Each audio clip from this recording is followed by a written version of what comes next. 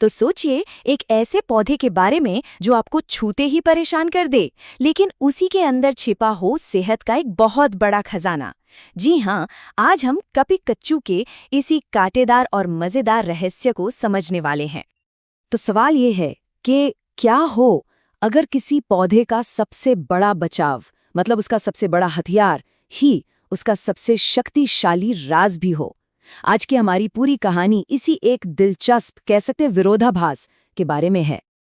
तो मिलिए, इस पौधे का नाम है कपी-कच्चू।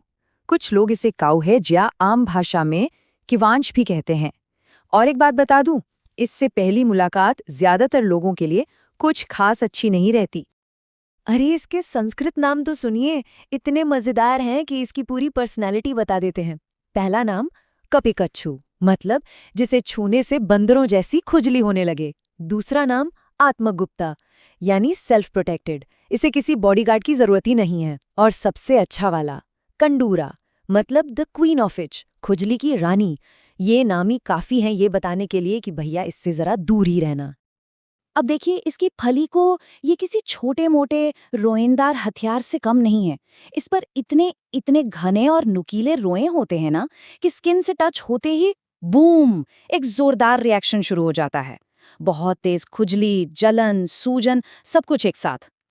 तो सवाल ये है कि भाई इन मामूली से दिखने वाले रों में आखिर ऐसा है क्या, है ना? इसके पीछे एक बड़ा ही मजेदार साइंस काम करता है। तो इस पूरे कांड का जो मेन विलन है वो है म्यूकनेन नाम का एक प्रोटीन।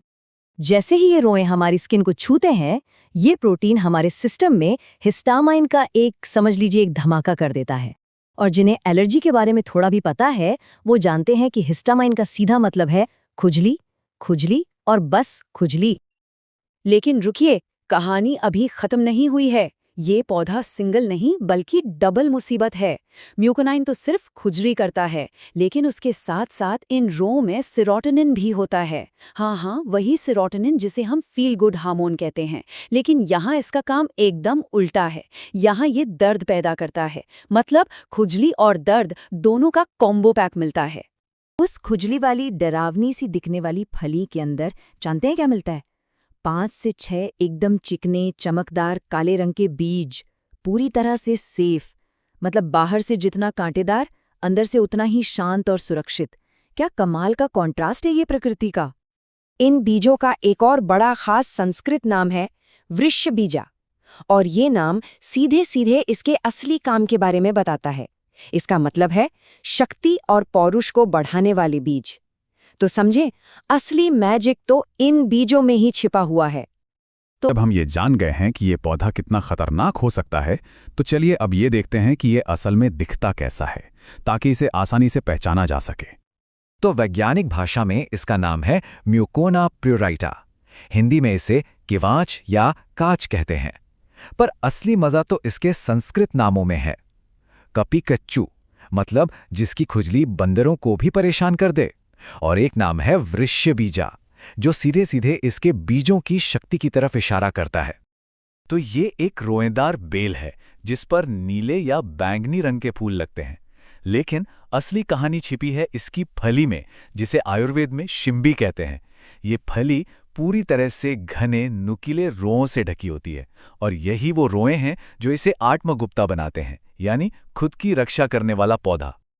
ये पौधा भारत के लगभग सभी गर्म यानी ट्रॉपिकल इलाकों में मिल जाएगा, खासकर बारिश के मौसम के बाद। इसके फूल सर्दियों की शुरुआत में आते हैं और जनवरी से अप्रैल तक इसमें फल लग जाते हैं। अब आते हैं सबसे दिलचस्प हिस्से पर। बाहर से तो हमने इसे देख लिया, पहचान लिया, पर इसके अंदर कौन से गुण छिपे हैं? आइए अब समझते हैं कि आयुर्वेद का हजारों साल पुराना विज्ञान इसके बारे में क्या कहता है। देखिए, आयुर्वेद हर चीज को उसके मूल गुणों से समझता है। कपी-कच्चू का रस यानी स्वाद मीठा और कड़वा होता है। इसका गुण गुरु और स्निग्ध है, यानी ये शरीर में भारीपन और चिकनाहट लाता है। इसकी वीर्य यानी तासीर गर्म होती है, और विपाक मतलब पाचन के बाद इसका असर मीठा होता है।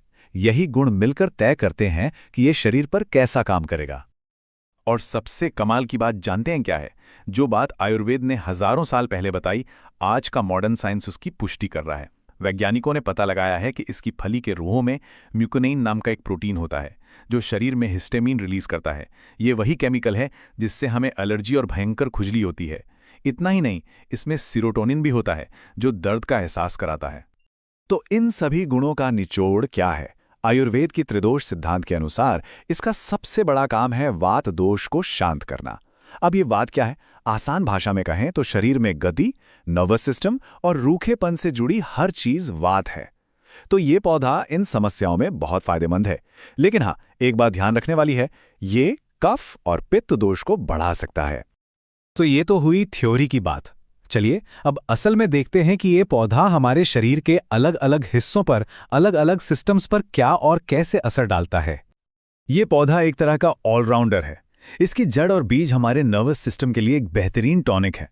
इसके वही खतरनाक रोएं सही तरीके से इस्तेमाल करने पर पेट के कीड़ों का सफाया कर देते हैं। और इसके बीज वो तो प्रजनन क्षमता और शारीरिक बल बढ़ाने के लिए जाने ही जाते हैं। और अब वो जानकारी जिसका शायद सभी को इंतजार था। ठीक है, इसके गुण समझ लिए, असर भी जान लिया, पर इसे इस्तेमाल कैसे करना है, कितनी मात्रा में करना है और किन दवाओं में ये मिलता है? इसका एक क्लासिक इस्तेमाल देखिए, पेट के कीड़ों से छुटकारा पाने के लिए।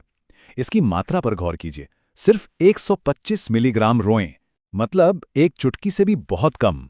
इसे गुड़ या शहद में मिलाकर दिया जाता है और फिर एक विरेचक यानी लैक्सेटिव दिया जाता है ताकि मरे हुए कीड़े शरीर से पूरी तरह बाहर निकल जाएं। है ना एकदम सटीक साइंस? और यहीं पर मात्रा का खेल समझना बहुत जरूरी है।